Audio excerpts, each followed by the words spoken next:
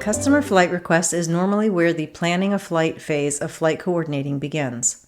First, we'll look at how FlightSpan Ops organizes all the flight requests that come in. Access the Flight Requests page from the home page if you have added the shortcut, or from any page select Flight Requests from the Schedule menu at the top. By default, unscheduled flight requests with the earliest requested flight date are listed first, followed by partially scheduled requests, then by requests that have been put on a manifest, by scheduled requests, and finally by flown requests, all with the earliest requested flight date first. Requests can be filtered by aircraft type or region from the drop-down list at the top of the header. Requests can also be filtered by status, a range of requested flight dates, or a range of dates the requests were submitted. They can be searched using the search boxes at the top of each column and sorted by clicking on any of the blue column headers. Use the Reset button to restore the defaults. Hover over the blue request number for more information and click on the number to open the request detail. Click on a green payment icon to create a payment from the request. Hover over a blue payment icon to view an existing payment record number and click to open the payment detail. Schedule icons are color-coded to indicate the schedule status. Green with white background equals unscheduled. Gray equals draft. Light green equals planned. Dark green equals confirmed. Brown equals canceled. And blue equals flown. Click on a green with white background schedule icon to create a scheduled flight from the request. Hover over schedule icons to view existing schedule information and click on the icon to open the schedule detail.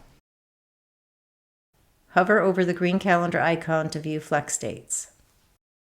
And hover over the brown alert icon to view connecting flight details. Flight requests may be created in 4 different ways. First, customers may submit a flight request through the public portal. Second, requests may be created from a quote. Third, request packages may be designed and submitted. Creating request packages is covered in the next video. And 4, the flight coordinator or their designee may create a new request as follows. The new request link under the schedule menu will take you to the new flight request page. Or from the flight request page, click on the green New button.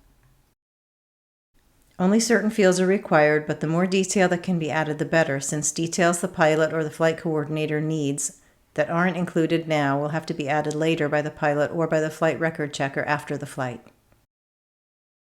If you want to use the same request repeatedly, for example, a flight to the capital city that is flown regularly, set the standing request toggle to yes and the request will stay in the flight request section of the main flight scheduling calendar.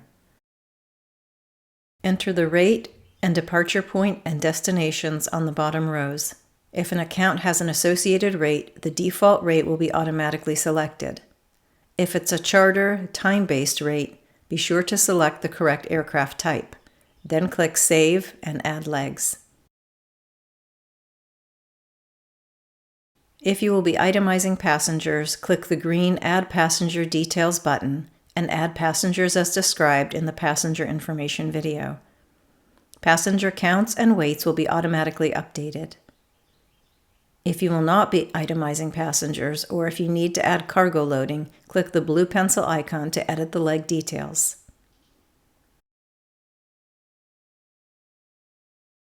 Use the green buttons to add load legs, additional loading on another leg, surcharges, and markups.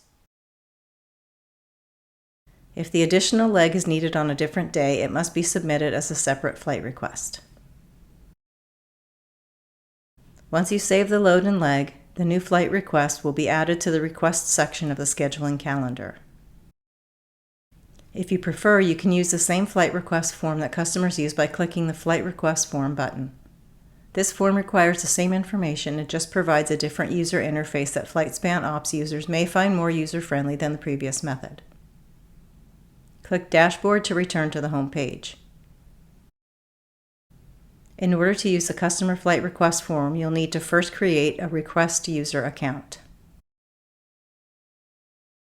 Then link your FlightSpan Ops user account to your flight request user account from My Settings/My Information.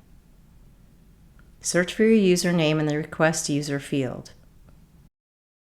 Note that the duplicate, split, add surcharge, and add markup functions are not available on the customer flight request form.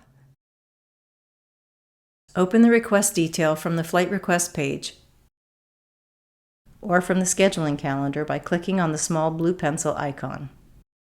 If you click on the yellow Cancel button, the request will be removed from the scheduling calendar but will remain in the requests list with a canceled status.